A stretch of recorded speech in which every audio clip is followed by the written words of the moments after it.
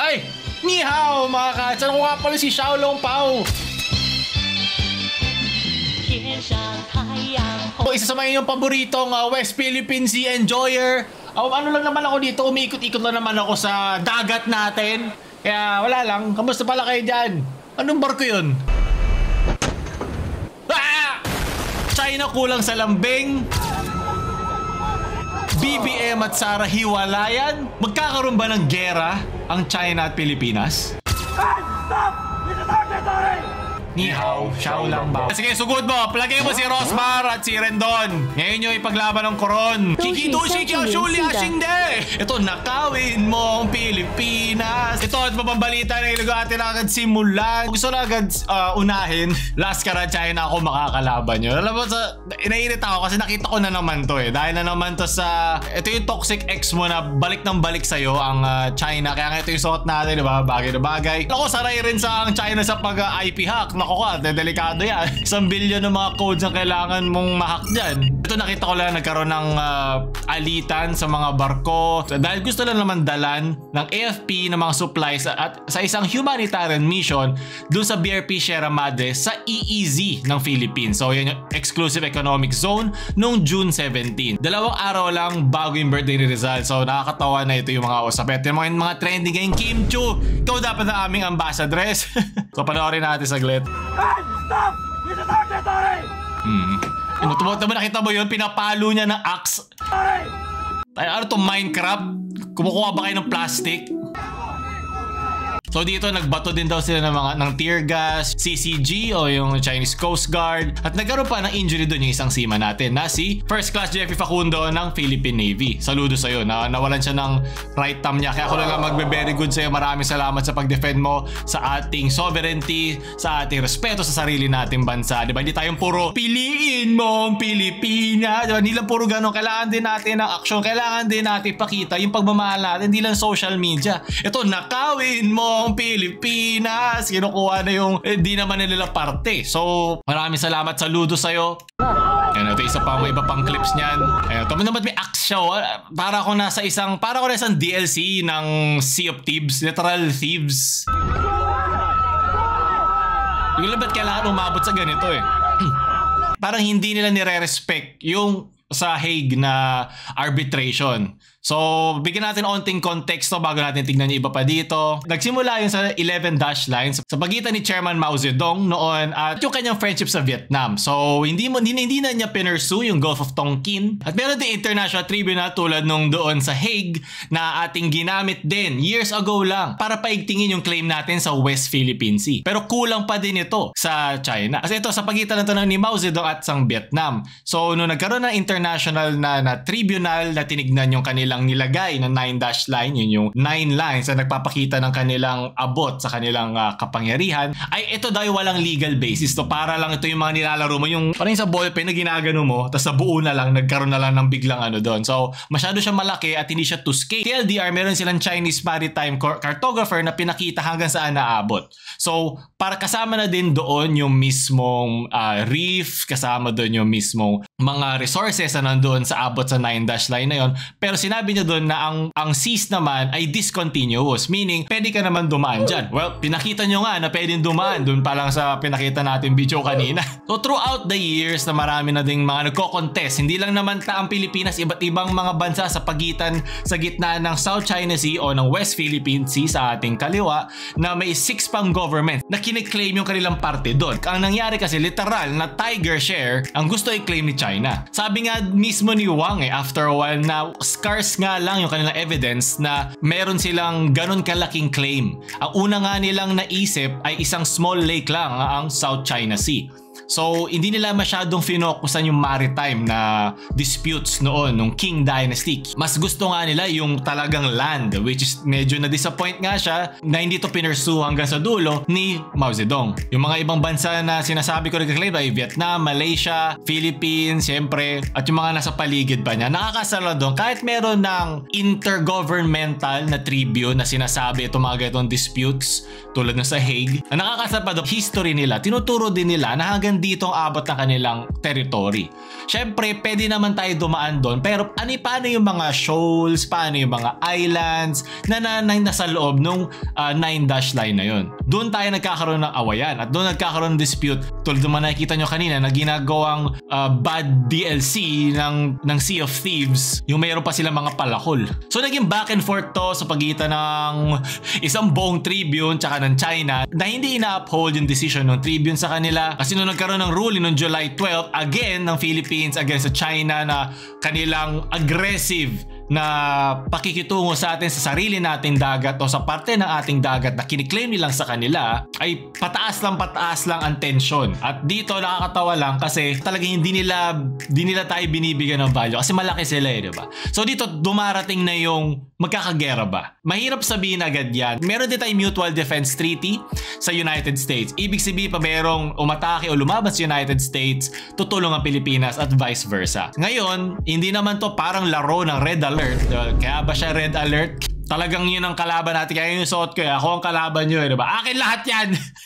Nakawin ko na ang buong Pilipinas. So, sabi kasi sila kung magkakaroon ba ng World War III. Pero, hindi siya ganun kadali tulad noon na meron lang asang assassination na mangyari. Kasi mas connected na ang mga bansa sa isa't isa. Mas mabilis na ang communication. Walang nananalo sa gera. No one wins in war. At laging kahit sabihin mong panalo ka, marami ka pa rin magiging fatalities. At lahat ng bansa ay pare-pareho lang babagsak. Pare-pareho lang sila mahihirapan. At hindi to kailangan nakakatapos lang ng pandemic. Umakyat pala economy, nagsisimula pa lang silang bumawi sa pagkalubog ng pandemya, diba? Bagsak na economy, tas pababagsakin na naman ang gera. Ang mangyayari dyan, most probably, ay mga political turmoil. Ibig sabihin siguro pag may mga trading, mas mataas ang makukuha mo o hindi ka priority sa isang bansa. Kasi syempre may kanya-kanya din naman silang mga allies at axis kung naalala nyo history. May kanya-kanya silang mga political na agendas at culture na mas madaling nag-mesh tulad ng China at Russia, diba, South Korea,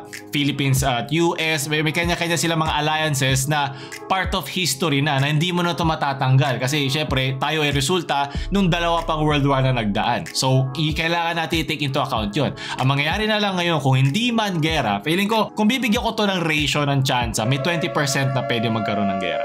20%.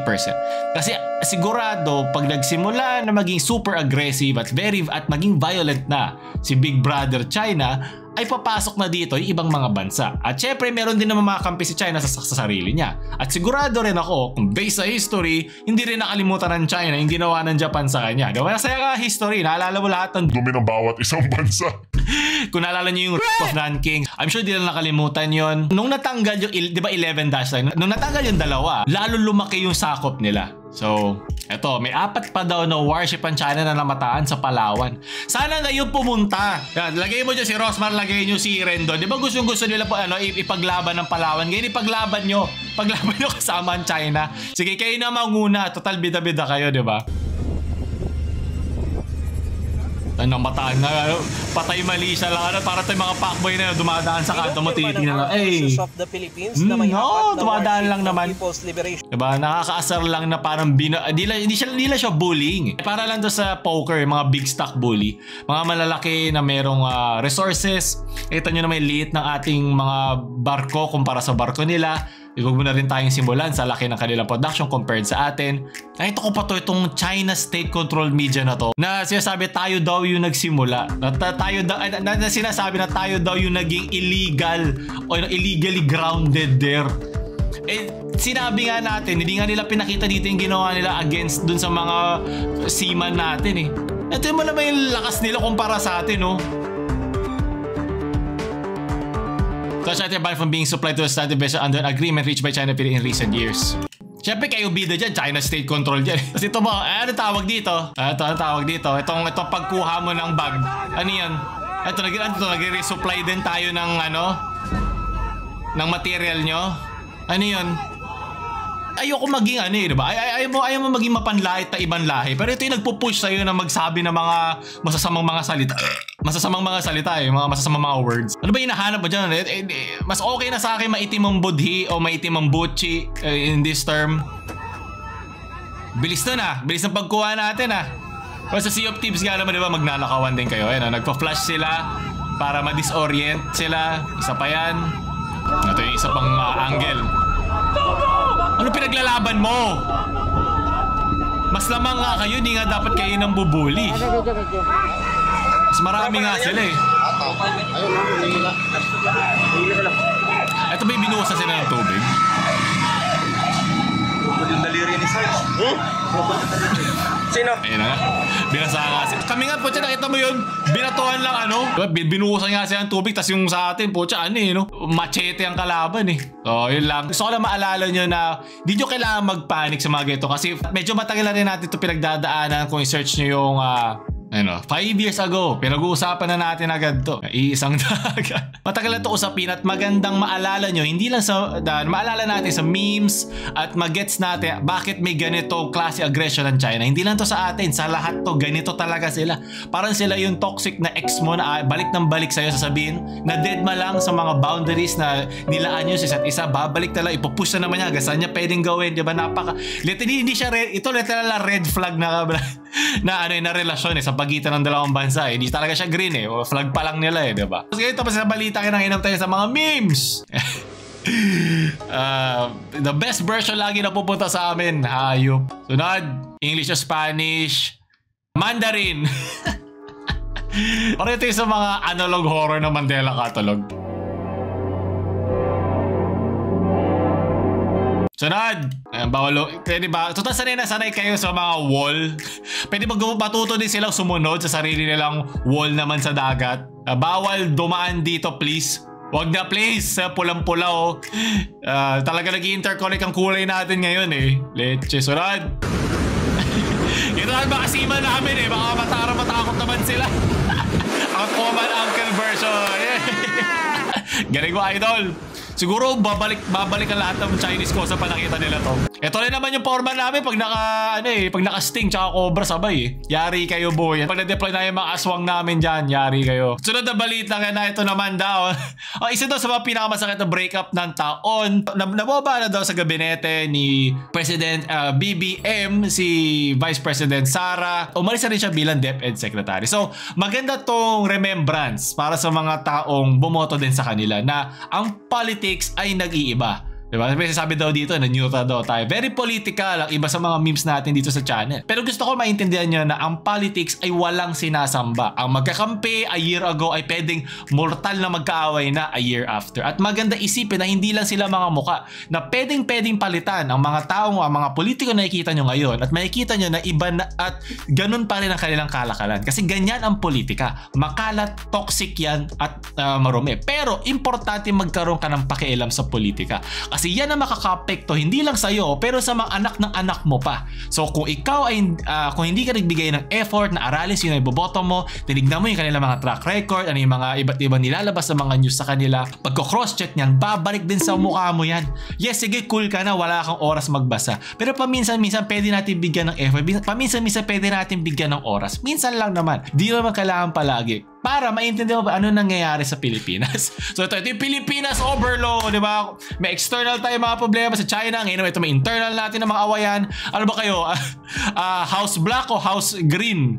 Di ba lumabas na rin yung House of Dragons? Ayan, ito pipili ka. Diba, ngayon, paano kung galit ako sa isa? Dilawan pa rin ba ang tawag? Pag di ka kampi dun sa isa, unity nga sila. So magkasama sila. So ganyan kagulo ang politika at be better sa susunod. So sa darating na eleksyon ng 2026, makikita natin ano mangyayari sa culmination ng lahat ng mga to. So kung ito si Xian Lim ang Pilipinas, si Kim Chu ang China, diba naghiwalay din sila, baka tayo na rin ang sunod.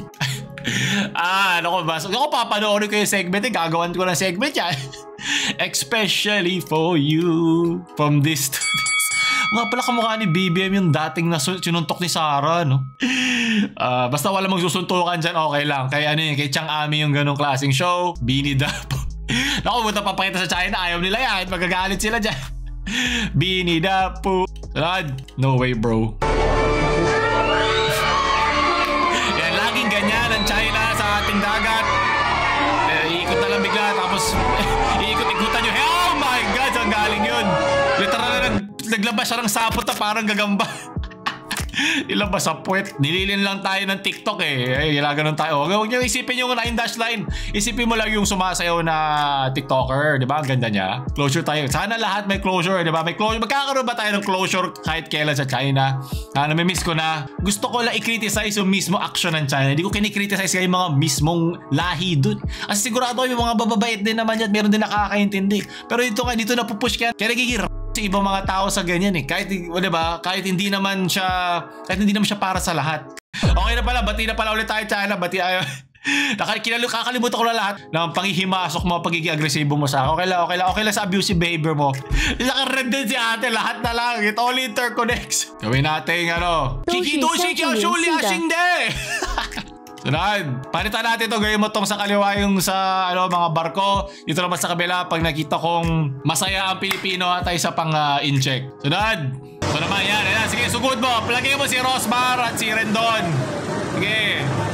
Ngayon yung ipaglaban ng Coron. Ayan to, China Coast Guard parang ito yung lagi lang sila nagbamasid sa iyo Hindi na lang naman tanongin ba't nandito, ano yung purpose. Napakagalit sila agad parang may ginagawang mali sa kanila Sunod! And when you're back and be caught and not here. Ito dapat yung shore natin. China, Pilipinas. China, Pilipinas. Ano ba? Ito yung perfect representation na pinagdadaanan natin sa sarili nating dagat. Taga Pilipinas pero pang US citizen. Mas malaki kita sa bilang isang sa US time clock Ano gagawin ko? Doon tatapos natin mga Xiaolong Bao memes ngayong linggo. Kasi pag-usapan natin ay comment nyo na down below. Click nyo na yan. Maraming salamat sa members sa pumili na ating title ngayon. So yung makatulong din sa pagbuo na ating content. Magpa-member na rin kayo sa description. Xiaolong Bao na mamaalam.